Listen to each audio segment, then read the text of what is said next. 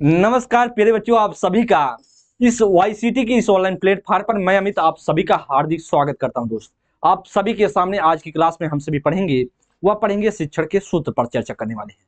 दोस्त, बात किया पिछली क्लास में हम सभी ने शिक्षण की शुरुआत कर चुके हैं, शिक्षण चैप्टर पढ़ रहे हैं, शिक्षण अभिक्षमता जिसे बोलते हैं टीचिंग एप्टीट्यूड। उसमें पिछली क्लास में हम सभी ने देखा कि शिक्षण क्या होता है, शिक्षण के अर्थ क्या है। तो सामाजिक प्रक्रिया है शिक्षण। उसके साथ साथ हमने देखा कि शिक्षण कला और विज्ञान दोनों है। साथ साथ बात किया जाए शिक्षण की बात करें, शिक्षण में हम सभी ने यह भी पढ़ा कि शिक्षण के स्तर पर चर्चा की। शिक्षण के 3 स्तर होते हैं।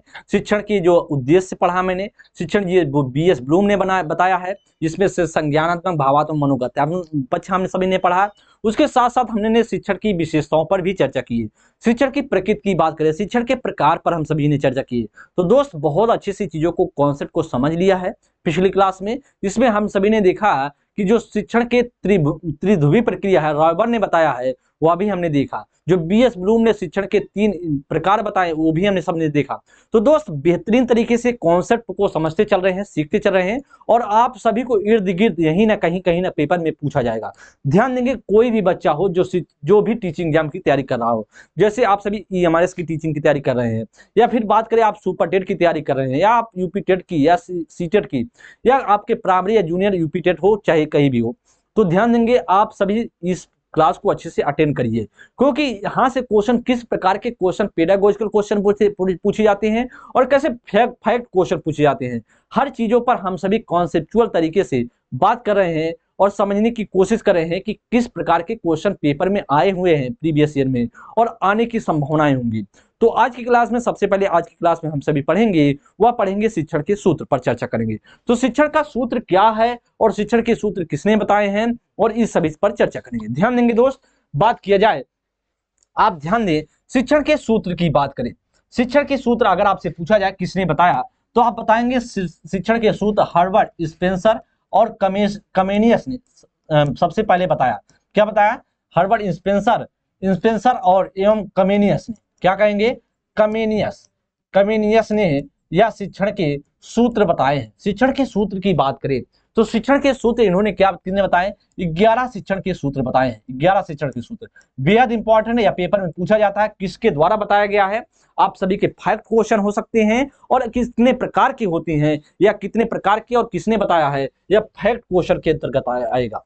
अब दोस्त, हम चलेंगे कि और प्रकार देखते हैं शिक्षा प्रक्रिया में क्लास में प्रभावी संप्रेषण। कह रहा है कि क्लास में जो है, जो क्लासरूम में आप जाते हैं जब, तो जो प्रभावी इफेक्टिव कम्युनिकेशन, संप्रेषण जो हो, प्रभावी संप्रेषण के लिए एक शिक्षक को शिक्षण सूत्रों का ज्ञान होना अनिवार्य है। कह रहा है कि अगर प्रभावी शिक्षण करना है तो शिक्षक को यह जानकारी होनी चाहिए, किसकी? वह शिक्षण सूत्र की जानकारी होनी चाहिए।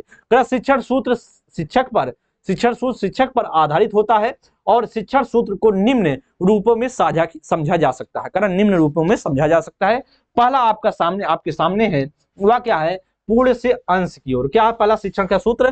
पूर्ण से अंश की ओर। तो इसे दोस्त बात करें, एक आपसे पूछा जाता है कि पूर्ण से अंश किस वाद पर कार्य करता, तो आप कहेंगे गेस्टार्ट वाद पर काम करता है।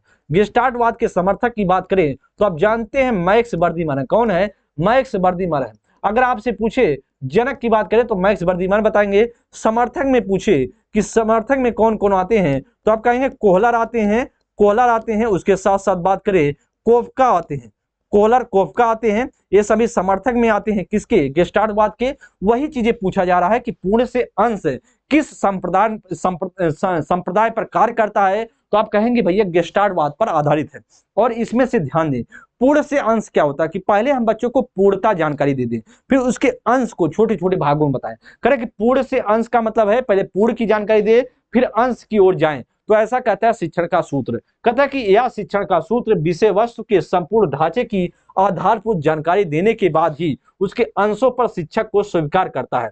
तो ध्यान देंगे, कह रहा है कि पूर्ण से अंश में क्या होता है। जैसे आप मान लीजिए क्लास में पहली बार आप जाते हैं और क्लास में गए, आपने जब पहली बार गए तो आपको मान लीजिए साइंस पढ़ाना है, साइंस में कई चैप्टर, जब मैथ पढ़ाना, मान लीजिए मैथ में कई चैप्टर आएंगे, जैसे आपके प्रॉफिट है, लॉस है, जैसे आपके आगे नंबर सिस्टम है, आपका एसआई सीआई हो गया, जैसे चक्रवृद्धि ब्याज और साधारण ब्याज हो गया, उसके साथ साथ प्रॉफिट लॉस हो गया, उसके साथ साथ परसेंटेज हो गया, कई चैप्टर उसके अंतर्गत आते हैं दोस्त। ये टेक्नोमेट्री हो गया, इसके साथ साथ बात करें जो अलजेब्रा है, ये सारी चीजें क्या आपके अलग अलग पार्ट हैं और एक ही पुस्तक में, आप मैथ की पुस्तक में होती हैं चीजें। अब मैथ की पुस्तक में है तो पहले आप क्या बताएंगे, पहले आप सिलेबस बता देंगे भैया यह चीजें हैं, पहले पूर्णता की जानकारी दें आपको पढ़ना क्या है, उसके बाद एक एक चैप्टर की जानकारी धीरे धीरे क्रमबद्धता बच्चों को देते जाए। वही कहता है बाबू कि जो बच्चों को ज्ञान दे वह पूर्ण से अंश की ओर दें, जो शिक्षण का सूत्र करें अप्लाई वह पूर्ण से अंश की तरफ दें।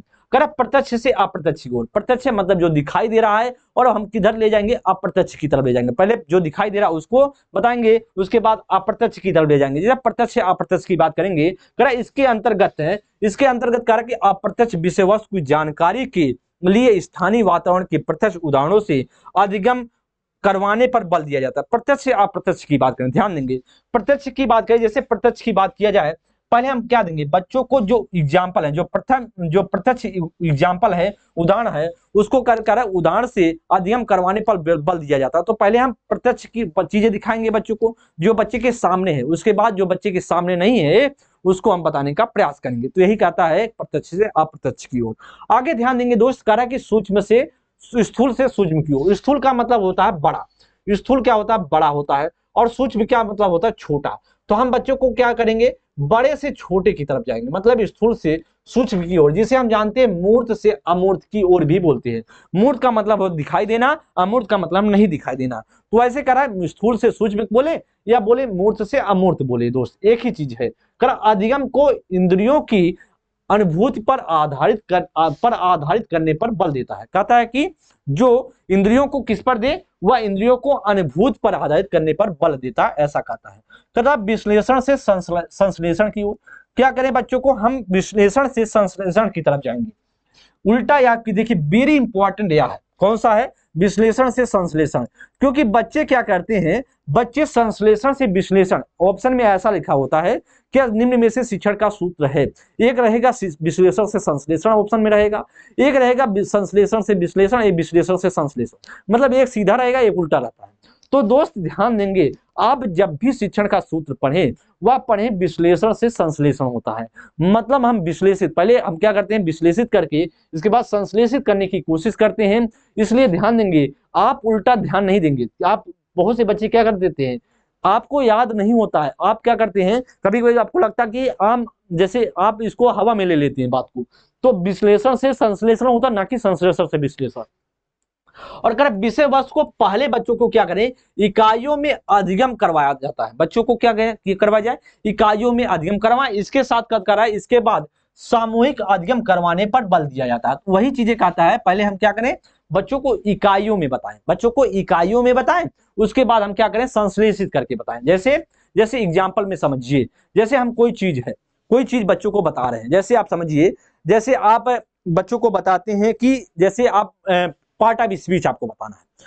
पार्ट ऑफ स्पीच में जैसे आप पहले नाउन बता दें क्या होता है, पहले आप बता दें एडजेक्टिव क्या होता है, पहले प्रोनाउन बता दें आप, कंजक्शन क्या होता है, इंटरजेक्शन क्या होता है, एडवर्ब क्या होता है, एडजेक्टिव क्या होता है, आर्टिकल क्या होता है, सारी चीजें पहले आप बता दें बच्चों को। पहले जब आप कॉन्सेप्ट को किया, वर्ब क्या होता है, एडवर्ब क्या होता है, ये सारी चीजें जब आप बता देते हैं बच्चों को, बताने के बाद आपको क्या करना है, फिर एक सेंटेंस में सारे के सारे पॉइंट को लिखते हुए, जैसे एक कोई सेंटेंस बनाए जिसमें नाउन भी हो, आप में वर्ब भी हो, उसमें एडवर्ब भी हो, उसमें साथ साथ एडजेक्टिव भी हो, कंजक्शन भी हो, तो सारी चीजें जब होंगी तो बच्चे से पूछिए, अब बेटा ये बताओ कि इसमें से कौन सा नाउन है, कौन सा एडजेक्टिव है, कौन सा एडवर्ब है। जब आप उसको कॉन्सेप्ट को सिखा देते हैं तो बच्चा उसमें से एक एक शब्दों को निकाल कर बताता है। उसी को बोला जाता है विश्लेषण। क्या होता है, संश्लेषण होता है। क्या होता है, वही विश्लेषण से संश्लेषण होता है। ध्यान देंगे तो यही चीजें आपको समझ में आ गया होगा। ध्यान देंगे, कह रहा है ज्ञात से अज्ञात की ओर। क्या कर रहा है, ज्ञात से, बच्चों को क्या करें, ज्ञात से अज्ञात की ओर ले जाए। कह रहा शिक्षण को पहले ज्ञात विषय वस्तु से जोड़ते हैं। कह रहा शिक्षण को पहले किससे जोड़ते हैं, ज्ञात विषय वस्तु से जोड़ते हैं। तो ज्ञात से अज्ञात में क्या होता है, पहले ज्ञात विषय वस्तु को जोड़ते हैं, फिर क्या, अज्ञात की ओर ले जाते हैं। जैसे ज्ञात से अज्ञात का मतलब ध्यान दें। जैसे हम जानते हैं, इसे बोलते हैं निश्चित से अनिश्चित की तरफ। जैसे निश्चित से जो अनिश्चित से निश्चित उल्टा है। ध्यान देंगे, जो शिक्षण का सूत्र एक आपने पढ़ा होगा, एक आप पढ़ेंगे या अभी आपको बताएंगे, अनिश्चित से निश्चित होता है। ध्यान देंगे, या बच्चा लोग बहुत गलत करते हैं। अनिश्चित से क्या होता है? अनिश्चित से निश्चित होता है। अनिश्चित से क्या होता है? निश्चित की ओर होता है। निश्चित की ओर होता है, ना कि पेपर में। अगर पेपर में लिखा रहे भैया कि निश्चित से अनिश्चित होता तो गलत मानेंगे। निश्चित से अनिश्चित नहीं होता है, अनिश्चित से क्या होता है? निश्चित होता है। उसी प्रकार से कहता है ज्ञात से क्या होता है? अज्ञात होता है। पहले हम क्या करें, बच्चों को जो ज्ञात है उसके बारे में बताएं। जैसे कभी आप देखते हैं, आप बच्चों को पूछे, देखे बेटा बताओ कि जैसे एक पेन का दाम 5 रुपए है, तो 20 पेन का दाम कितना है? तो एक पेन का दाम आपने बताया कि 5 रुपए है, 20 पेन का दाम आप कहेंगे तो 20-2500 तो कहेगा लड़का, बोलेगा बच्चा बोलेगा कि 100 रुपए सर जी होता है। तो 100, एक पेन का जब 5 रुपए है तो 20 पेन का 100 रुपए होगा। वैसे जब आपने बता दिया कि एक पेन का 5 रुपए दाम है तो 20 पेन का दाम बता दो। वही चीजें है, पहले हम ज्ञात बता दें, फिर इसके बाद अज्ञात की ओर ले जाएं। तो यही शिक्षण का सूत्र कहता है। शिक्षण सूत्र से क्या होता है? शिक्षण को प्रभावी बनाया जाता है, इफेक्टिव बनाया जाता है। और इसे समझिए, कहते हैं सरल से जटिल की ओर। तो पहले बच्चों को हम सरल चीजें बताएंगे, फिर उसके बाद जटिलता चीजें बताएंगे। पहले हम जटिल बताकर सरल की तरफ नहीं जाएंगे। जैसे ध्यान दें, कोई चीजें आप बताते हैं बच्चों को, तो पहले कहेंगे बेटा देखो, जब पहले हम क्या करते हैं, पहले सरल से जटिल। जैसे कोई भी आप बोर्ड मॉस का आप फार्मूला बताना चाहते हैं बच्चों को, जैसे पहले आप बताते हैं कि पहले प्लस होता है, पहले कोष्टक को हम सॉल्व करेंगे, फिर उसके बाद हम प्लस माइनस, इसके बाद गुणा, पहले हम भाग को करते हैं, फिर गुणा क्यों करते हैं, फिर प्लस को, फिर माइनस को। तो उसी पर बोर्ड मॉस का जो रूल है, उसी बोर्ड मॉस के रूल के हिसाब से, जो बोर्ड मॉस का रूल है उसी के हिसाब से क्या करते हैं अब बताएंगे। जैसे बात करें, पहले हम कोष्टक को तोड़ेंगे, उसके साथ बात करेंगे, पहले हम क्या करें, भाग देंगे, फिर गुणा करेंगे, फिर इसके बाद क्या प्लस करेंगे, फिर इसके बाद घटाव करेंगे। तो इस तरीके से आप बताते हैं बच्चों को, तो समझाते। उसी प्रकार से आप क्या करें, पहले जटिल से सरल, मतलब पहले सरल से जटिल की तरफ ले जाएं बच्चों को। किधर ले जाएंगे हम? सरल से जटिल की ओर ले जाएंगे। जैसे बात करें, अधिगम का आधारभूत सूत्र है। अधिगम का क्या है? आधारभूत सूत्र है, जिसे फंडामेंटल रूल्स बोला जाता है, कि विद्यार्थी पहले बातों को समझता है, फिर कठिन बातों को, पहले हम जानते हैं, पहले सरल भाषा बच्चा समझेगा, इसके बाद कठिन भाषा समझता है। कुछ अन्य सूत्रों का प्रयोग भी शिक्षकों के द्वारा किया जाता है।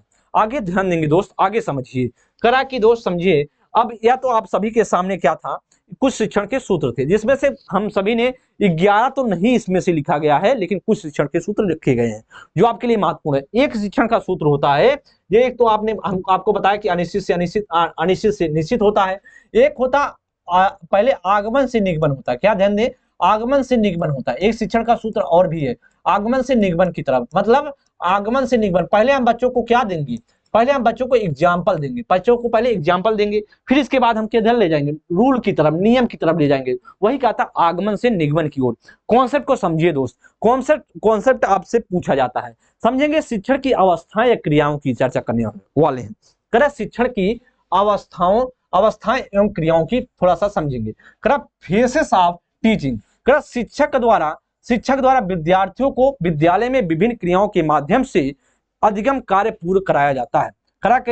विभिन्न क्रियाओं के माध्यम से अधिगम कार्य क्या होता है, पूर्ण कराया जाता है। शिक्षण में इन क्रियाओं की भूमिका महत्वपूर्ण होती है। इन क्रियाओं की क्या होती है, क्रियाओं की महत्वपूर्ण होती है। आगे कह रहा है कि शिक्षण की अवस्थाओं या क्रियाओं के अंतर्गत 3 सोपान है। 3 सोपानों को देखते हैं। कह रहा 3 सोपान होते हैं। कह रहा पूर्व तत्परता अवस्था। क्या होता है? पूर्व तत्परता अवस्था। सबसे पहले क्या है? पूर्व तत्परता अवस्था, जिसे बोलते हैं प्री एक्टिव फेस। इस अवस्था में शिक्षण कार्य से संबंधित समस्त नियोजन शामिल की जाते हैं। करती समस्त नियोजन क्या होते हैं, शामिल किए जाते हैं। इस प्रमुख सोपान निम्नलिखित है। तरह शिक्षण के उद्देश्यों का निर्धारण करना, करा कि पाठ्यक्रम और विषय वस्तु का निर्धारण करना क्या करता है, करा प्रमुख सोपान निम्नलिखित हैं। प्रमुख सोपान में सबसे पहले कह रहा है दोस्त, करा कि शिक्षण के उद्देश्यों का निर्धारण करना, उसके साथ साथ कह रहा है पाठ्यक्रम और विषय पाठ वस्तु का निर्धारण करना, उसके साथ साथ शिक्षण विधियों का क्या करना है, नियोजन करना, प्रमुख सोपान है। जैसे बात शिक्षण उद्देश्यों का निर्धारण करना, आपके जो पूर्व तत्परता अवस्था में क्या होते हैं, मुख्य सोपान है। उसमें शिक्षण के उद्देश्यों का निर्धारण करना, मतलब हम किस, जो शिक्षण के उद्देश्य को निर्धारण, मतलब हम किस उद्देश्य से बच्चों को पढ़ा रहे हैं इसका निर्धारण करते हैं। उसके साथ साथ पाठ्यक्रम सिलेबस हो गया, पाठ वस्तु का निर्धारण करते हैं, जो पाठ्यक्रम हो गया, पाठ वस्तु हो गया, उसका निर्धारण करते हैं कि उसी के अकॉर्डिंग तो हम पढ़ाएंगे। उसके साथ साथ शिक्षण विधियों का नियोजन, मतलब जो शिक्षण विधियों का हम प्रयोग करें वह कैसे करेंगे इसका नियोजन करते हैं। कार्य प्रस्तुतिकरण के लिए क्रमबद्ध व्यवस्था, जब हम बच्चों को चीजें बताएंगे, बच्चों को क्रमबद्ध तरीके से बताएंगे, उल्टा पुल्टा थोड़ी ना बताएंगे। तो उसी लिए कह रहा है प्रस्तुतिकरण के लिए क्रमबद्ध व्यवस्था करना। कह रहा है किसी विशेष विषय वस्तु या प्रकरण के लिए युक्तियों का विकास करना। किसी विशेष विषय वस्तु है, कोई विशेष विषय वस्तु है और प्रकरण है, उसके लिए हम क्या करेंगे, युक्तियों का क्या करेंगे, विकास करेंगे। साथ साथ करें मूल्यांकन की पद्धतियों का निर्धारण करना, जो मूल्यांकन की पद्धति है उनका हम निर्धारण, जैसे इसका मूल्यांकन कैसे हो, वह सतत और व्यापक, सतत मूल्यांकन कर रहे हैं या व्यापक कर रहे हैं, या मूल्यांकन कैसे हो रहा है। जैसे मूल्यांकन में आप देखते होंगे, मापन में देखते होंगे कि मापन हम कैसे कर रहे हैं, वह किस आधार पर मापन हो रहा है, उस पर हम थोड़ा सा ध्यान देते हैं। तो दोस्त इसलिए करें मूल्यांकन की पद्धतियों का निर्धारण करना, या क्या होता है, सोपान होते हैं, नई कई सोपान निम्नलिखित हैं जिसमें से पूर्व तत्परता अवस्था है। आगे ध्यान देंगे दोस्त, अंतःक्रिया अवस्था। तो पूर्व तत्परता अवस्था, दूसरा क्या कहलाता है, अंतः प्रक्रिया अवस्था, जिसे इंटर एक्टिव फेज बोला जाता है। शिक्षण की इस अवस्था में जो समस्त कार्य अथवा गतिविधियां प्रत्यक्षता शिक्षक और विद्यार्थियों के मध्य संप्रेषित या घटित होती हैं, वे सभी इस अवस्था का अंग होती हैं। वह इस अवस्था क्या होती है, अंग होती है। इस अवस्था के अंतर्गत निम्नलिखित पद हैं। करा कि क्या क्या पद है, जैसे अंतः प्रक्रिया अवस्था में क्या क्या पद है, ध्यान देंगे। जैसे अंतः प्रक्रिया अवस्था में इंटर एक्टिव फेज में क्या क्या है दोस्त, उसमें करा अंतर्गत निम्नलिखित पद है। अब निम्नलिखित पद कौन कौन से आएंगे, इस कॉन्सेप्ट को समझते हैं। करा कि विद्यार्थियों का निदान, निदान का अर्थ समझिए, जो बच्चे में दिक्कतें हैं उसके बारे में, कमियों को पहले हम पहचानते हैं।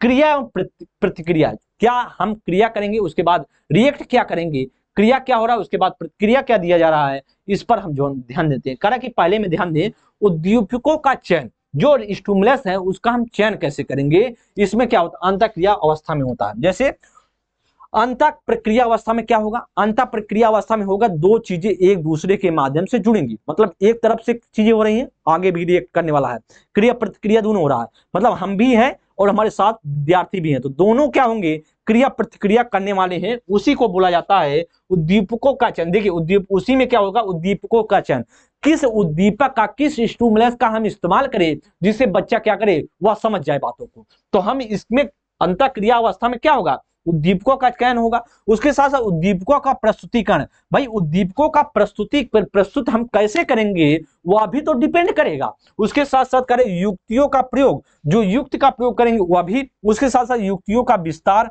करें, कक्षा के आकार प्रकार की अनुभूतियां, यह भी डिपेंड करती है दोस्त। यह भी आप समझने की कोशिश कीजिए, यह भी समझने की कोशिश कीजिए। इसके अंतर्गत निम्नलिखित पद आते हैं, समझ गए होंगे आगे। तो अंतःक्रिया अवस्था में या कई पद हैं, जैसे आपने देखा पूर्व तत्परता अवस्था में देखा, उसमें क्या क्या देखा, पूर्व तत्परता अवस्था की बात करें, देखिए पूर्व तत्परता अवस्था में आप सभी ने कई सोपान देखे हैं, मैंने आपको कॉन्सेप्ट समझा दिया है। उसके साथ साथ बात करें, उसके साथ साथ आप सभी ने देखा था, यहाँ देखिए समझिए, हमने इसके अंदर 3 सोपान पढ़ेंगे। क्या क्या है, 3 सोपान, किसके, शिक्षण की अवस्थाओं क्रियाओं की।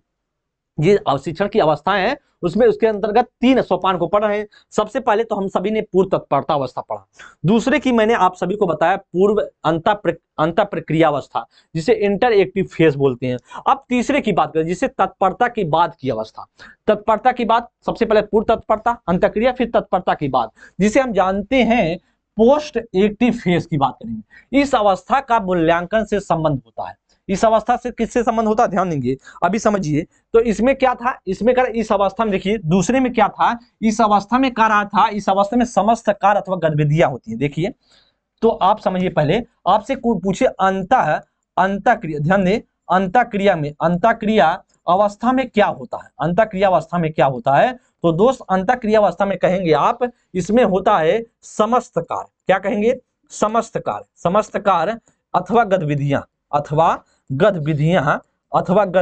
कहेंगे, समस्त कार्य अथवा गतिविधियां प्रत्यक्षता, क्या होता है, प्रत्यक्षता प्रत्यक्षता शिक्षक कहेंगे प्रत्यक्षता शिक्षक और शिक्षार्थी, शिक्षक और शिक्षार्थी और शिक्षार्थी, शिक्षक और शिक्षार्थी के मध्य संप्रेषित होती हैं, संप्रेषित या घटित होती हैं, संप्रेषित या घटित होती हैं। मैंने आपको यही बताया, संप्रेषित या घटित होती हैं। दूसरे में इसमें क्या होता है, इसमें दोनों के नाम से ही अंतःक्रिया दिखाई दे रहा है, मतलब शिक्षक और शिक्षार्थी दोनों भाग लेंगे अंतःक्रिया में, शिक्षक शिक्षार्थी दोनों भाग लेंगे। और उसमें से बात करें, इसमें पूर्व तत्परता में क्या हो रहा था, इस अवस्था में शिक्षण कार्य से संबंधित समस्त नियोजन होता है। इसमें पूछा जाए पूर्व, देखिए यह पॉइंट बहुत अच्छा है, कहा कि पूर्व तत्परता में आपसे पूछा जाए पूर्व तत्परता अवस्था में क्या होता है, पूर्व तत्परता अवस्था में आपसे पूछा जाए कि क्या होता है, तो आप दोस्त बताएंगे पूर्व तत्परता अवस्था में बताएंगे, कहेंगे दोस्त इसमें से होता है, इसमें कहेंगे इसमें शिक्षण कार्य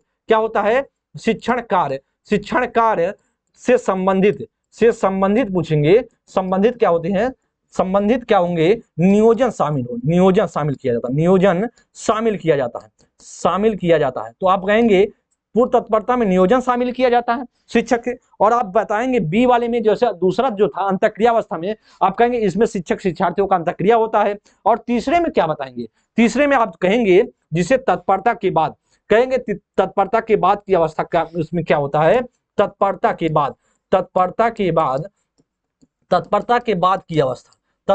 बाद की अवस्था से आपसे पूछे जिसे बोला जाता है पोस्ट एक्टिव फेस बोला जाता है। इसमें क्या होता है, इसमें ध्यान देंगे, इसमें आपसे कहेंगे तो आप कहेंगे मूल्यांकन का कार्य होता है, क्या होता है, मूल्यांकन का कार्य संपादित होता है। तो यह तीनों आपको दिमाग में रखना है, एक में क्या होगा, बी में क्या होगा, सी में, जो तीनों हैं आपको ध्यान रखना है। इस अवस्था में कारक, इस अवस्था में मूल्यांकन से संबंधित होता है, कहेंगे कि तत्परता के बाद वाले में मूल्यांकन से संबंधित होता है। मूल्यांकन के अभाव में शिक्षण उद्देश्य पूर्ण होता है। तो आप जानते हैं कि अगर मूल्यांकन ना हो तो शिक्षण का क्या होगा, शिक्षण का उद्देश्य पूर्ण नहीं होगा, शिक्षण का उद्देश्य पूर्ण नहीं होता है। किसी कार्य के लिए निर्धारित उद्देश्यों को किस हद तक शामिल या प्राप्त किया गया है, या हमें मूल्यांकन से ही ज्ञात होता है, या हमें किससे ज्ञात होता है, मूल्यांकन से ही ज्ञात होता है। इस अवस्था में निम्नलिखित क्रियाएं निहित होती हैं। जैसे बात करें, आपसे पूछा जाए पूर्व में जो बात की तत्परता के बाद वाले में क्या क्या सम्मिलित होता है, तो आप कहेंगे शिक्षण उद्देश्यों की प्राप्ति, जिस उद्देश्य से हम शिक्षण कार्य करवा रहे थे, क्या उसकी प्राप्ति हो पाई कि नहीं हो पाई। तो इसमें क्या होता है, इसमें प्राप्ति के लिए हम करते हैं, किसके लिए, प्राप्ति के लिए करेंगे, किसमें, तत्परता के बाद वाले में प्राप्ति के लिए करते हैं।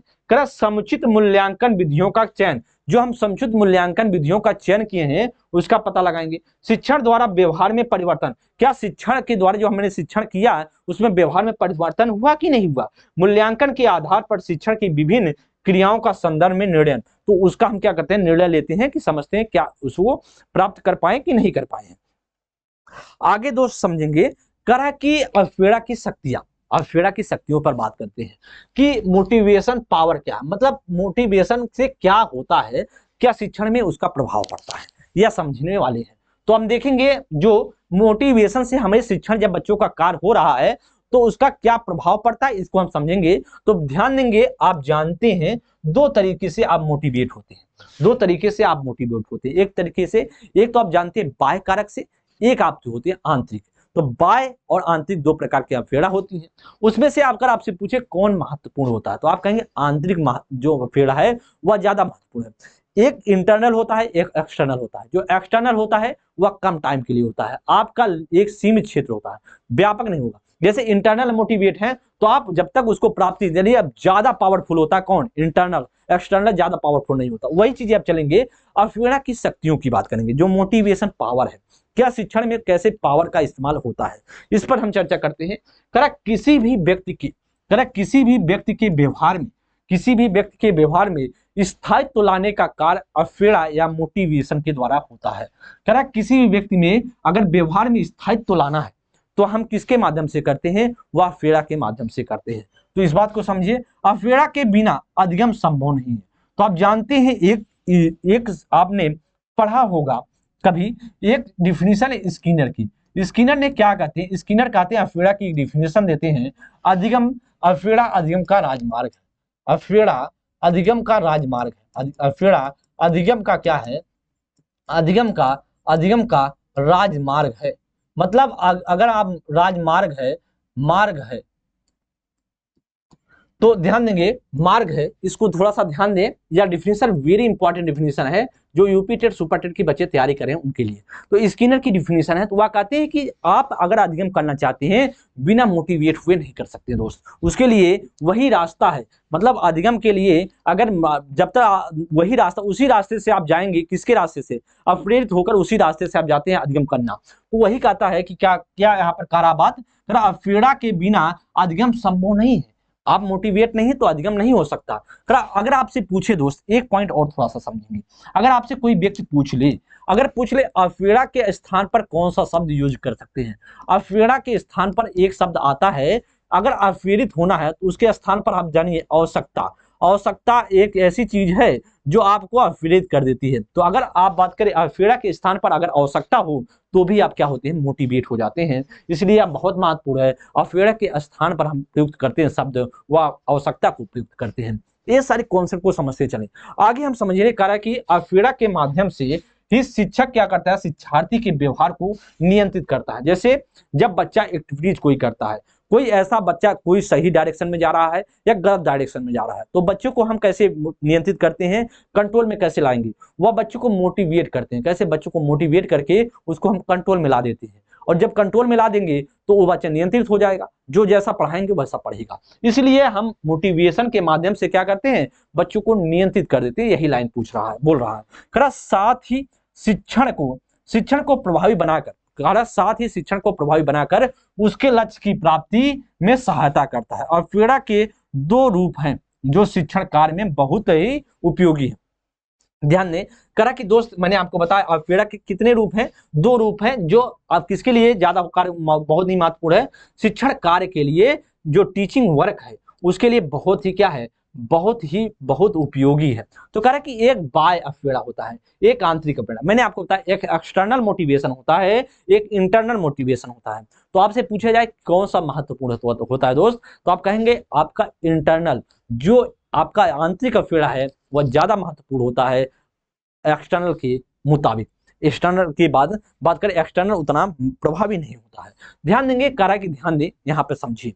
करा छोटी कक्षाओं के विद्यार्थियों के लिए बाय अफेड़ा प्रभावी होता है। आपसे पूछा जाए कि जो बाय अफेड़ा किसके लिए प्रभावी होगा, आप कहेंगे बाय अफेड़ा की बात करें, अगर आपसे पूछे बाय अफेड़ा किसके लिए, किन क्लास के लिए महत्वपूर्ण होता है बाय अफेड़ा, तो कहेंगे छोटी क्लास के लिए। किसके लिए, छोटी कक्षा के लिए, क्लास के लिए, क्लास कक्षा के लिए क्या होगा, क्लास के लिए क्या होता है, प्रभावी होता है। क्या होता है, प्रभावी होता है। कहेंगे छोटी क्लास, जैसे बच्चों का अगर 1 से 5th का बच्चा है, वह बच्चा आंतरिक रूप से इंटरनल मोटिवेट नहीं हो सकता है, इंटरनल मोटिवेट उतना नहीं रहेगा। आपको कैसे मोटिवेट करना है, एक्सटर्नल मोटिवेट करना है। जैसे पुरस्कार दे दें बच्चों को, शाबाशी दे दें, तो आप ऐसे छोटी क्लास के लिए हम बाय अफेड़ा तरीके से मोटिवेट करते हैं। वही चीजें कर रहा है, छोटी कक्षाओं की विद्यार्थियों के लिए बाय अफेड़ा प्रभावी होती है, जबकि बड़ी कक्षाओं के विद्यार्थियों के लिए बाय और आंतरिक दोनों प्रकार की अफेड़ाएं कार्य करती हैं। तो कह रहे बड़ी क्लासों के लिए दोनों कार्य करेंगी, वह आपका आंतरिक भी करती है, वह बाह्य भी करती है। कह रहा कि व्यवहार परिवर्तन में वातावरण की भूमिका भी प्रभावी सिद्ध होती है। और कह रहा अतः शिक्षण के दौरान कक्षा का वातावरण इस प्रकार तैयार किया जाना चाहिए कि विद्यार्थी अपेक्षित क्रियाएं संपन्न करने के साथ साथ अपने उद्देश्य हेतु प्रतिबद्ध भी हूं। तो करा कि अपने उद्देश्य के साथ साथ क्या हूं, प्रतिबद्ध भी हूं। करा आप आगे समझिए, मैंने आपको एक्सटर्नल इंटरनल बता भी दिया कि छोटी क्लास के लिए जो बाय अफेड़ा ज्यादा महत्वपूर्ण है, उच्च क्लास के लिए जो आपका आंतरिक और बाय दोनों है। तो इस कॉन्सेप्ट को आप समझ गए होंगे। आगे करा मनोविज्ञान के अनुसार आंतरिक अफेड़ा बाय अफेड़ा से अधिक प्रभावी होता है। मैंने आपको यही बताया, मनोविज्ञान के हिसाब से अगर पूछा जाए, कोई कहे मनोवैज्ञानिक तरीके से आप बताएंगे कौन सा ज्यादा महत्वपूर्ण होता है, तो दोस्त यही तो लिखा गया है, जो इंटरनल मोटिवेशन है वह एक्सटर्नल से क्या होगा, ज्यादा प्रभावी होता है। तो ध्यान देंगे अधिक प्रभावी होती है, क्योंकि आंतरिक अफेड़ा द्वारा व्यवहार में स्थायी परिवर्तन होता है। किसका होता है, अगर आपसे पूछा जाए, जो आपका आंतरिक अफेड़ा से क्या होता है, आपका स्थायी परिवर्तन होता है, व्यवहार में परिवर्तन होता है। इसलिए शिक्षण कार्य कराते समय, इसलिए शिक्षण कार्य कराते समय आंतरिक अवपेड़ा प्रदान करने हेतु शिक्षक द्वारा विद्यार्थियों की प्रशंसा की जानी चाहिए। करा कि इसलिए शिक्षण कार्य कराते समय हम बच्चों को आंतरिक अवपेड़ा प्रदान करने के लिए क्या करेंगे, प्रशंसा करते रहना चाहिए। बच्चों को प्रशंसा करते रहना, बच्चा बहुत अच्छा मेहनत कर रहे हो, बहुत अच्छे से सीख रहे हो, कोई दिक्कत नहीं है, बच्चा मोटिवेट होता जाएगा। बच्चा क्या होता जाएगा दोस्त, वह मोटिवेट होता जाएगा। कॉन्सेप्ट को समझिए, ऐसे आपसे चीजें पूछी जाती हैं। मैं जो पेडागोजिकल चीजें बता रहा हूं, पेडागोजिकल पार्ट बताने का कोशिश कर रहा हूं, क्योंकि ये पेपर में आप सभी से पूछी जाती हैं।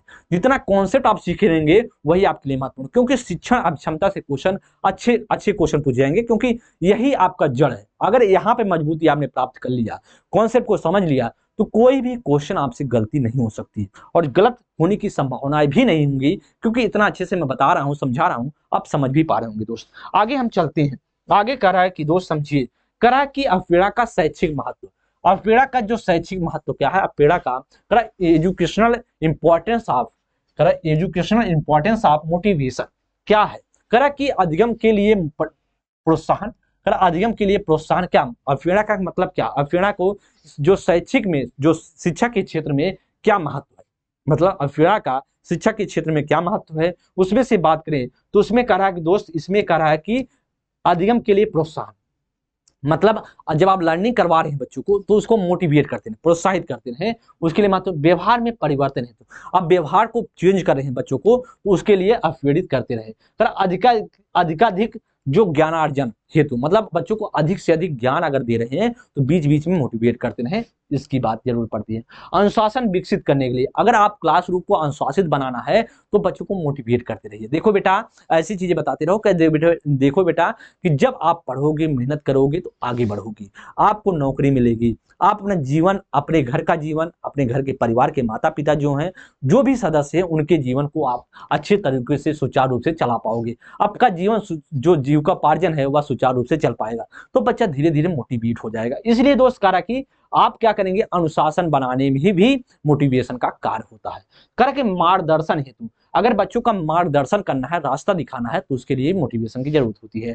कह सामाजिक एवं चारित्रिक गुणों, मतलब बच्चों का सामाजिक और चारित्रिक गुणों का विकास करना है, तो भी मोटिवेशन, उच्च आकांक्षाओं हेतु के लिए क्या होती है, मोटिवेशन की जरूरत पड़ती है। तो दोस्त आप सभी ने देखा, समझा होगा, अवपेड़ा की बात करें, अवपेड़ा का जो शैक्षिक महत्व क्या है, अवपेड़ा मोटिवेशन का शिक्षा के क्षेत्र में क्या महत्वपूर्ण है, क्या रोल होता है, क्या रोल है, वह रोल यही सब है दोस्त। आगे हम समझते हैं, आगे समझिए। करा कि अधिगम की परिस्थितियां, करा अधिगम की परिस्थितियों पर चर्चा कर लेते हैं। जो अधिगम की परिस्थितियों की बात करें, करा कि लर्निंग कंडीशंस, जो कंडीशंस है लर्निंग की, उस पर हम चर्चा करेंगे। तो जो अधिगम की परिस्थितियां, तो करा कि ध्यान देंगे, जो आपके देखिए, या इतना महत्वपूर्ण है दोस्त, समझने का प्रयास कीजिए। या जो आपके अधिगम की परिस्थितियों की बात करें, इसमें रॉबर्ट गैगने एक मनोवैज्ञानिक हैं, जिनकी पुस्तक है द कंडीशंस ऑफ लर्निंग। आपसे पूछा जाए दोस्त, यह क्वेश्चन पूछा गया, अभी हम समझा रहे हैं, पहले आप कॉन्सेप्ट को समझिए। शिक्षण प्रक्रिया में अधिगम, शिक्षा प्रक्रिया में जो लर्निंग है, अर्थात सीखने की तुलना में अधिगम की परिस्थितियां अधिक उपयोगी है। करा कि सीखने की तुलना में अधिगम की परिस्थितियां जो होती हैं ज्यादा उपयोगी होती हैं, मतलब सीखने की तुलना में, जो आप सीखने की तुलना कर रहे हैं उसमें क्या होगी, अधिगम की परिस्थितियां क्या होती, अधिक उपयोगी होती हैं अधिगम में, ऐसा कर रहा है।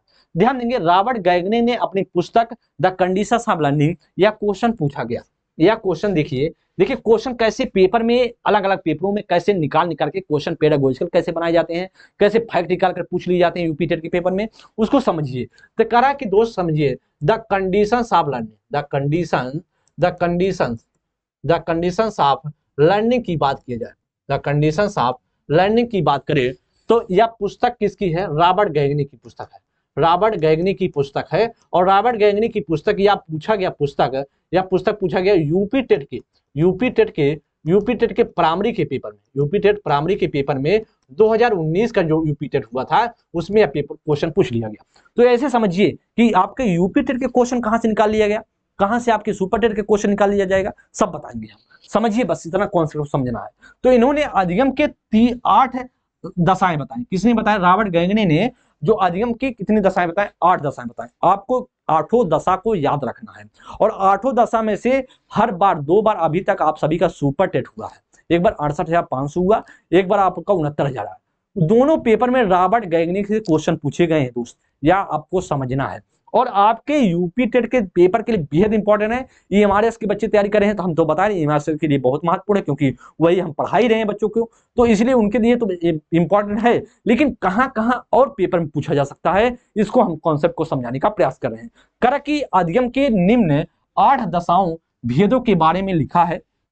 ये दशाएं कठिनाइयों की स्तर के क्रम में रखी गई हैं। कठिनाइयों के स्तर से क्रम में रखें, नीचे से ऊपर से नीचे जाने पर, ऊपर से नीचे जाने पर कठिनाइयों का स्तर बढ़ता जाता है। जैसे बात करेंगे, सबसे पहले उन्होंने बताया, ध्यान देंगे, उन्होंने रॉबर्ट गैगनी की बात करें। रॉबर्ट गैगनी की पुस्तक है द कंडीशंस ऑफ लर्निंग।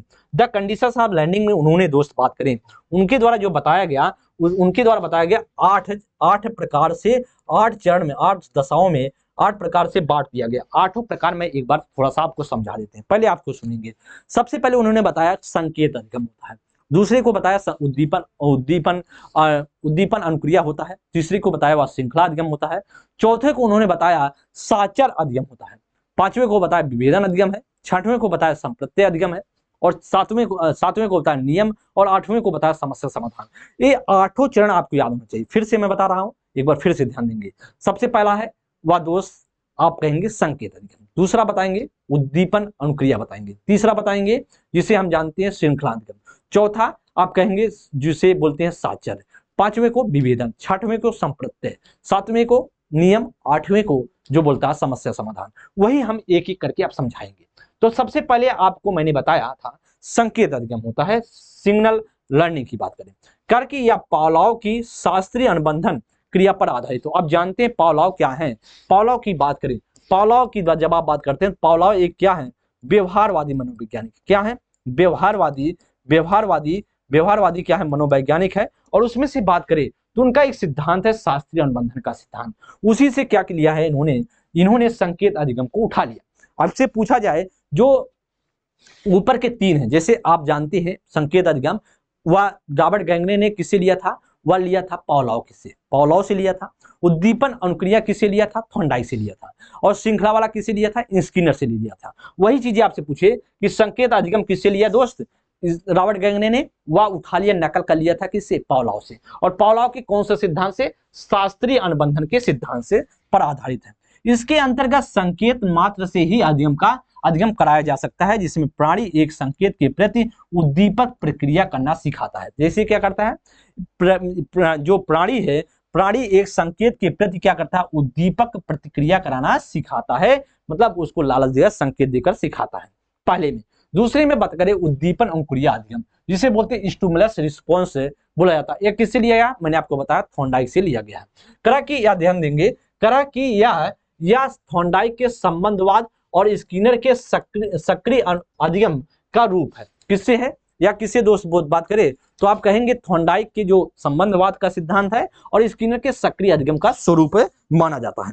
आगे ध्यान देंगे तो करा कि आगे समझिए, करा कि गैगने ने इस अधिगम के अंतर्गत थॉर्नडाइक के प्रयास एवं भूल का अधिगम तथा स्किनर के कार्य अनुबंधन अधिगम को रखा है। ध्यान देंगे, इसमें आप जानते हैं त्रुटि और प्रयास की बात करें, प्रयास और त्रुटि की बात करें, जो त्रुटि और प्रयास का सिद्धांत अधिगम का है वह किसने दिया था, थॉर्नडाइक ने दिया था। स्किनर का जो अनुबंधन अभिन्यास है, कार्य अनुबंधन अधिगम है, या इसी पर आधारित कर रहा है, इसके अंतर्गत आता है। किसका, उद्दीपन अनुक्रिया अधिगम। तीसरे की बात करें जिसे हम जानते हैं श्रृंखला अधिगम, क्या बोलते हैं दोस्त, वह श्रृंखला अधिगम बोलते हैं, जिसे बोलते हैं चेन लर्निंग बोलते हैं, जिसे बोलते हैं श्रृंखला अधिगम। मैंने आपको बताया था इस अधिगम में 2 या 2 से अधिक उद्दीपन अनुक्रिया आपसी समन्वय से एक श्रृंखला अधिगम का निर्माण करते हैं। क्या करते हैं, आपसी समन्वय से क्या करते हैं, एक श्रृंखला अधिगम का निर्माण करते हैं आपसी समन्वय से। आगे ध्यान देंगे, आगे बात करें दोस्त, हम सभी बात करेंगे शाब्दिक साचर अधिगम की बात करने वाले हैं। शाब्दिक साचर अधिगम क्या होता है इसको समझेंगे। तो हम सभी ने देखा, जो तीनों देख लिए, हम सभी ने तीनों जो चरण है रॉबर्ट गैगने के, जिसमें से बात करें तो पहला हम सभी ने देखा कि जिसे बोला जाता है संकेत, दूसरी के बाद उद्दीपन अनुक्रिया, तीसरी की बात करें जिसे श्रृंखला अधिगम, और चौथी की बात करें शाब्दिक साचर अधिगम बोला जाता है। तो जिसे हम बोलेंगे वर्बल एसोसिएशन लर्निंग की बात करें, अब इसमें से क्या बोला उन्होंने कहा कि यह जो है यह श्रृंखला अधिगम का एक ही प्रकार होता है। क्या होता है? वह श्रृंखला अधिगम का एक प्रकार होता है जब यह श्रृंखला शाब्दिक शाब्दिक अभिव्यक्ति से संबंधित होती है। मतलब किससे संबंधित है? यह श्रृंखला शाब्दिक यह श्रृंखला शाब्दिक अभिव्यक्ति से क्या होती है? संबंधित होती है। तो यह शाब्दिक साहचर्य अधिगम कहती है, जिसे शब्दावली सीखना, कहानी याद करना इत्यादि इस अधिगम के उदाहरण है। शाब्दिक बात करें, शाब्दिक अगर पूछा जाए शाब्दिक साहचर्य अधिगम में क्या होता है दोस्त? वह दोस्त बात किया जाए तो आप कहेंगे इसमें क्या होता है? शब्दावली को सीखना होता है, कहानी याद करना होता है इत्यादि अधिगम का क्या उदाहरण होता है। फिर विभेदन अधिगम की बात करें, अगर आपसे पूछे विभेदन अधिगम क्या है तो आप कहेंगे विभेदन अधिगम की बात करें, विभेदन अधिगम के अंतर्गत विद्यार्थी भिन्न भिन्न उद्दीपनों के प्रति अनुकूलन से भिन्न भिन्न स्पष्ट अनुक्रिया करना सीख जाता है। जैसे विभेदन करने देखने वाले उद्दीपनों में विभेदन करने की क्षमता आ जाती है और बच्चा विभेदी उद्दीपन के अनुरूप अनुक्रिया करने में समर्थ हो जाता है। जैसे बालक फुटबॉल और हॉकी में अंतर करना सीख जाता है। तो मैंने आपको बताया विभेदन में क्या होगा दोस्त? वह विभेदन की बात किया जाए तो आप कहें विभेदन में जो होता है वह बच्चा इसमें अंतर करता है। साहचर्य में क्या होता है? जोड़ता है। साहचर्य में देखिए यहाँ पर लिखा है ना कि जैसे शब्दावली सीखना, कहानी याद करना, इसमें क्या करता है बच्चा? शाब्दिक साहचर्य में क्या करता है? शब्दों को साहचर्य करता है, जोड़ता है। पहले में संकेत के माध्यम, दूसरा उद्दीपन अनुक्रिया के माध्यम, तीसरा को श्रृंखला करता है, चौथी की बात करें शाब्दिक साहचर्य करता है, मतलब शब्दों को जोड़ता है। पांचवें में क्या करे? विभेदन करेगा, अंतर करेगा। जैसे बात करें फुटबॉल, जैसे बालक फुटबॉल और हॉकी में अंतर करना सीख जाता है। अब आगे जो बात किया जाए, आगे समझेंगे जो छठवां है जिसे हम बोलते हैं संप्रत्यय अधिगम। वेरी इंपॉर्टेंट है। या आप सभी के सुपर टेट की बात करें, 69,000 शिक्षक भर्ती में पूछा गया, 69,000 जो शिक्षक भर्ती था उसमें एक क्रम से लगाने के लिए पूछ लिया गया। जो रॉबर्ट गैगने का क्रम है वह क्रम पूछ लिया गया था। रॉबर्ट गैगने के क्रम को पूछ लिया गया था, जिसमें से बात करेंगे वह 6वां, 7वां, 8वें को क्रम से लगाने के लिए पूछ लिया, जिसमें से रख दिया था संप्रत्यय। और इसके बाद जिसे हम जानते हैं संप्रत्यय अधिगम होता है। 7वें की बात करें जिसे हम जानते हैं दोस्त, 7वें की बात करें जिसे बोला जाता है नियम बोला जाता है, नियम अधिगम बोला जाता है। क्या? नियम अधिगम बोला जाता है। और 8वें की बात करें जिसे जानते हैं दोस्त वह बोला जाता है, 8वें की बात करें जिसे समस्या समाधान अधिगम बोला जाता है। क्या? समस्या समाधान अधिगम बोला जाता है, समस्या समाधान अधिगम बोला जाता है। इस बात को क्या करेंगे? ध्यान देंगे, समस्या समाधान अधिगम बोला जाता है दोस्त। तो इस बात को, कॉन्सेप्ट को आप समझ गए होंगे। रॉबर्ट गैगने ने 6, 7, 8 जो एक क्रम पूछा गया था 69,000 शिक्षक भर्ती में, उसी प्रकार से जो संप्रत्यय अधिगम में होता है, जो कॉन्सेप्ट को है उसको हम समझते हैं। मतलब पहले में संकेत, दूसरे में श्रृंखला जिसमें उद्दीपन क्रिया होगा, तीसरे में क्या होगा? क्रम में आपको याद होनी चाहिए। तीसरे में श्रृंखला होगा, चौथे में क्या होगा? जिसमें से शाब्दिक साहचर्य करेंगे, 5वें में विभेदन करना सीखेंगे और 6वें में क्या करेंगे? वह संप्रत्यय अधिगम करते हैं। जो अधिगम व्यक्ति में किसी वस्तु या घटना को एक वर्ग के रूप में अनुक्रिया करना संभव बनाते हैं, उन्हें क्या बोलते हैं? संप्रत्यय अधिगम कहते हैं। सर्वप्रथम केंडलर ने इसका उल्लेख किया था। अगर पूछी जाए, या केंडलर ने सबसे पहले इसका उल्लेख किया था, इसे संप्रत्यय अधिगम को। तो आगे हम चलेंगे नियम अधिगम की बात करें। नियम अधिगम को बोला जाता है रूल लर्निंग की बात करें। नियम अथवा सिद्धांत अधिगम में विद्यार्थियों द्वारा विचारों का संयोजन किया जाता है। अगर आपसे पूछे नियम में क्या होता है? विचारों का संयोजन किया जाता है। इस अधिगम में 2 या 2 से संप्रत्ययों को श्रृंखलाबद्ध किया जाता है, जिसमें एक नियम की संकल्पना का निर्माण होता है, जैसे पृथ्वी में गुरुत्वाकर्षण शक्ति। तो आप जानते हैं नियम अधिगम में क्या होगा? एक नियम जनरेट किया जाता है, एक रूल बनाया जाता है। मतलब 6वें में क्या होगा? 6वें की बात करें तो हम सभी ने देखा संप्रत्यय, जिसमें समझ विकसित होती है, और 7वें में क्या होगा? नियम जनरेट कर दी जाती है। और 8वां अब अंतिम जो चरण है, 8वां चरण जिसे बोलते हैं समस्या समाधान अधिगम। क्या बोलते हैं? समस्या समाधान अधिगम बोला जाता है। ध्यान देंगे, प्रॉब्लम सॉल्विंग लर्निंग। समस्या समाधान अधिगम में बात करें, अधिगम में बात किया जाए, नियम अधिगम का ही प्राकृतिक विस्तार होता है। नियम अधिगम के साथ साथ विद्यार्थियों को अपनी मौलिकता का भी प्रयोग करना पड़ता है। इस प्रकार विद्यार्थी समस्या के समाधान तक पहुंचते हैं। इस अधिगम में चिंतन की सामग्री निहित होती है। अब हम थोड़ा सा एक बार हम लिख देते हैं पहले आप समझिए। अब जो रॉबर्ट गैगने की बात करें, एक बार रॉबर्ट गैगने को हम एक बार जानकारी आपको देंगे। रॉबर्ट गैगने की अधिगम सोपानिकी का सिद्धांत हम सभी पढ़ रहे थे। अधिगम सोपानिकी का सिद्धांत पढ़ रहे थे। अधिगम सोपानिकी की बात करें तो रॉबर्ट गैगने ने कितने 8 चरण में दिया है, 8 चरण में दिया है। इनकी पुस्तक का नाम हम देख लेते हैं, the conditions of learning, the conditions of learning इनकी पुस्तक का नाम है। द कंडीशंस ऑफ लर्निंग इनकी पुस्तक का नाम है। द कंडीशंस ऑफ लर्निंग इनकी पुस्तक का नाम। अब हम इसमें समझते हैं कि इन्होंने जो 8 चरण दिए हैं, 8 चरण में सबसे पहले क्या बताया, संकेत अधिगम बताया। सबसे पहले संकेत अधिगम बताया। पहला जो होता है संकेत अधिगम होता है। दूसरे की बात उन्होंने बताया जिसे बोला जाता है उद्दीपक अनुक्रिया अधिगम। क्या है? उद्दीपक अनुक्रिया अधिगम बोला जाता है। तीसरे की बात करेंगे दोस्त, यह क्रम आपको याद होना चाहिए। तीसरे की बात करेंगे जिसे बोला जाता है श्रृंखला अधिगम। क्या बोला जाता है? श्रृंखला अधिगम बोला जाता है। और बात करें चौथे को बोला जाता है शब्द साहचर्य अधिगम। क्या बोला जाता है? शब्द साहचर्य अधिगम बोला जाता है। शब्द साहचर्य अधिगम बोला जाता है चौथे को। पांचवे की बात करें तो पांचवा आप बताएंगे विभेदन अधिगम बोला जाता है। छठवें को आपसे पूछे कब बोला जाता है? संप्रत्यय अधिगम बोला जाता है। आपसे पूछे दोस्त सातवें को क्या बोला जाता है? सातवें को बोलेंगे नियम अधिगम बोला जाता है। और आठवें की बात करें कोई पूछे तो आप बता देंगे समस्या समाधान अधिगम बोला जाता है। समस्या समाधान अधिगम बोला जाता है। तो आप सभी ने देखा कि 8 है। कितने हैं? 8 मैंने आपको बताया। देखिए यह क्रम आपको याद होना चाहिए। मैं बार बार कह रहा हूं, आप सभी के पेपर की बात करें, यूपी टेट सुपर टेट की तैयारी करने वाले बच्चे, जरूर रॉबर्ट गैगने से एक क्वेश्चन पूछा जाता है। आप सभी से एक क्वेश्चन फिक्स है, यहां से क्वेश्चन पूछा जाएगा। और आपके लिए बात कर रहा हूं, मैं जो आज की क्लास पढ़ा रहा हूं आपको, वह पेपर की लिहाज से बात करें, जो शिक्षण की क्लासेस चल रही हैं, ये आपके पेपर की लिहाज से बात किया है, वेरी इंपॉर्टेंट पार्ट है। सभी बच्चे अच्छे से समझ जाएंगे, सीख जाएंगे। आगे हम बात करेंगे दोस्त, आगे बात किया जाए, आगे समझने का प्रयास करेंगे, ध्यान देंगे। क्या शिक्षण की आधारभूत आवश्यकताओं की बात हम सभी करेंगे। क्या है? वह है शिक्षण की आधारभूत आवश्यकताओं की बात। शिक्षण की आधारभूत जो आवश्यकताएं हैं, इसको हम अगली क्लास में पढ़ेंगे यहां से। लेकिन अभी एक बार फिर से हम रिकॉल कर देते हैं, हम सभी ने पिछली क्लास में क्या क्या पढ़ा। पिछली क्लास की बात करें तो हम सभी ने सीखने का प्रयास किया कि हम बच्चों को मोटिवेट कैसे करें। जैसे अधिगम जो शिक्षण के जो बच्चों को हम मोटिवेट कैसे कर सकते हैं शिक्षण के दौरान, तो हमने देखा बच्चों को वह मोटिवेट करना जैसे बाह्य कारक से, और बाह्य कारक जो आपकी निचली कक्षाओं के लिए बच्चा होता है मोटिवेट होता है, और जो उच्च लेवल के लिए है वह बाह्य कारक से भी होता है, और साथ साथ बात करें वह बच्चा बाह्य कारक से और आंतरिक दोनों रूप से मोटिवेट होता है। लेकिन आपसे पूछे कौन ज्यादा इफेक्टिव होता है, कौन प्रभावी होता है, तो दोस्त आप सीधा बताते हैं वह भैया प्रभावी कौन सा होगा, वह होता है आंतरिक अभिप्रेरणा, मतलब इंटरनल मोटिवेट ज्यादा प्रभावी होता है।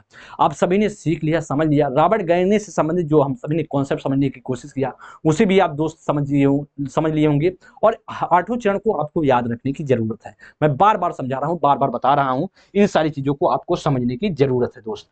अगली क्लास में हम सभी इसकी आगे चीजों को पढ़ने का प्रयास करेंगे, कॉन्सेप्ट को समझने का प्रयास करेंगे, क्योंकि बेहतर करने की कोशिश हम सभी का लगातार जारी है, और कोशिश रहेगी बेहतर करें। दोस्त अगली क्लास में मिलते हैं, तब तक के लिए बहुत बहुत धन्यवाद। आप सभी स्वस्थ रहें, मस्त रहें, और चीजों को पढ़ते रहें।